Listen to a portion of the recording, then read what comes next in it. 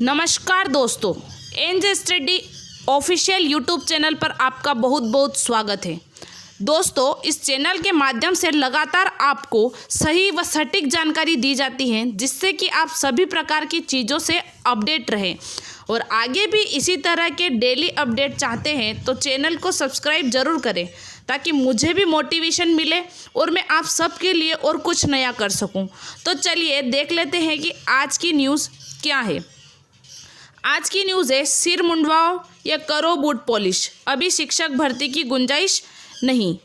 लिखा है, शिक्षक पात्रता परीक्षा से उत्तीर्ण अभ्यर्थी 2 माह से प्रदर्शन कर रहे हैं। शासन का ध्यान आकर्षित करने के लिए पात्र प्रदर्शनकारी पुरुष अभ्यर्थियों ने सिर मुंडवाया तो महिलाओं ने अपनी चोटियां कटवाई थी। अगले चरण में महिलाओं ने बूट पॉलिश भी किया। उनकी मांग है कि सरकार रिक्त पदों पर उन्हें मौका दे। दावा किया जा रहा है कि प्राथमिक स्कूलों में 50,000 से अधिक पद खाली हैं।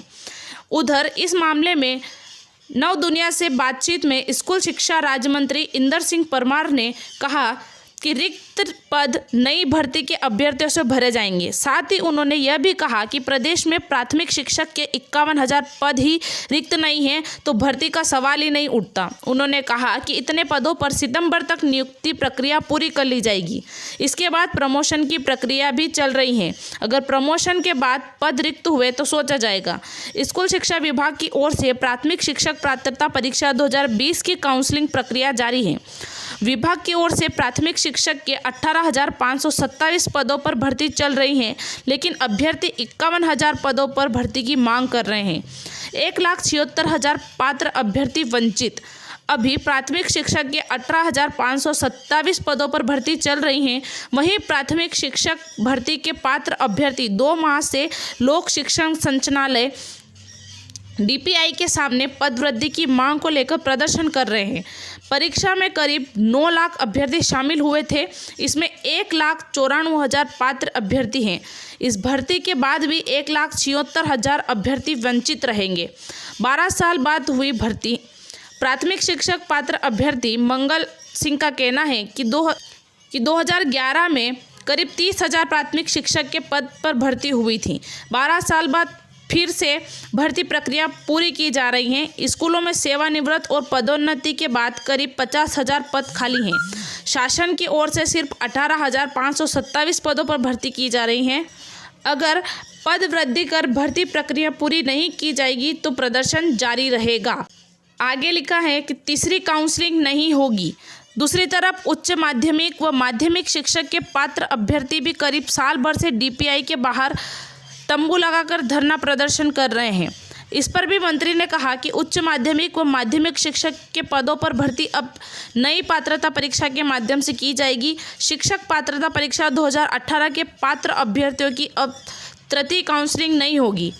आगे लिखा है, सरकारी स्कूलों में अब भी 50,000 रिक्त पद।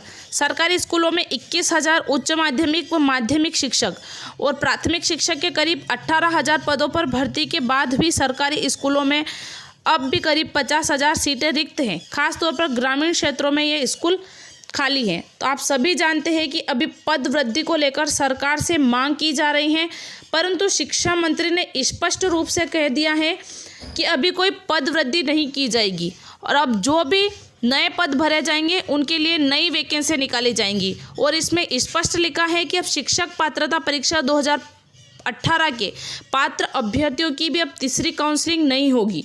इसमें यह भी लिखा है कि अभी 50,000 सरकारी स्कूलों में रिक्त पद हैं, जिसमें से 21,000 पद उच्च माध्यमिक के व माध्यमिक शिक्षक के हैं और करीब 18,000 पर प्राथमिक शिक्षक के रिक्त हैं।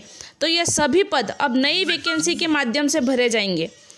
तो इसके अलावा एक न्यूज़ और है जो मैं आपको सुना देती हूँ। B.Ed डिग्रीधारी नहीं बन सकेंगे प्राथमिक शिक्षक, ये कहना है सुप्रीम कोर्ट का।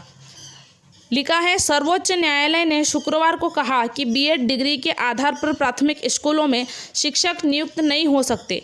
न्यायमूर्ति अनिरुद्ध बोस और न्यायमूर्ति सुधांशु धूलिया की पीठ ने राजस्थान उच्च न्यायालय के फैसले के खिलाफ केंद्र सरकार और NCTE की अपील को खारिज करते हुए ये फैसला दिया है। कोर्ट ने राष्ट्रीय शिक्षा परिषद द्वारा 30 मई 2018 को जारी अधिसूचना को भी रद्द कर दिया। उस अधिसूचना के तहत प्राथमिक स्कूलों में लेवल 1 यानी 5वीं कक्षा शिक्षकों की नियुक्ति के लिए बीएड डिग्री धारकों को भी योग्य माना था।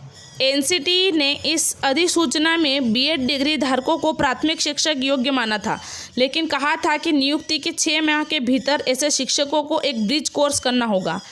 एनसीटी की अधिसूचना को राजस्थान उच्च न्यायालय ने रद्द करते हुए कहा कि बीएड डिग्री धारक प्राथमिक शिक्षक नहीं बन सकते। इस फैसले को सुप्रीम कोर्ट ने चुनौती दी गई थी। इस फैसले का असर न सिर्फ राजस्थान में शिक्षकों की नियुक्ति पर पड़ेगा बल्कि देश के सभी राज्यों में पड़ेगा। लिखा है 5वीं कक्षा तक पढ़ाने के लिए सिर्फ बीएसटीसी डिग्रीधारी ही मान्य। उच्चतम न्यायालय ने माना कि प्राथमिक शिक्षक यानी 5वीं कक्षा तक के बच्चों को पढ़ाने के लिए बीएड डिग्री धारक योग्य नहीं होंगे।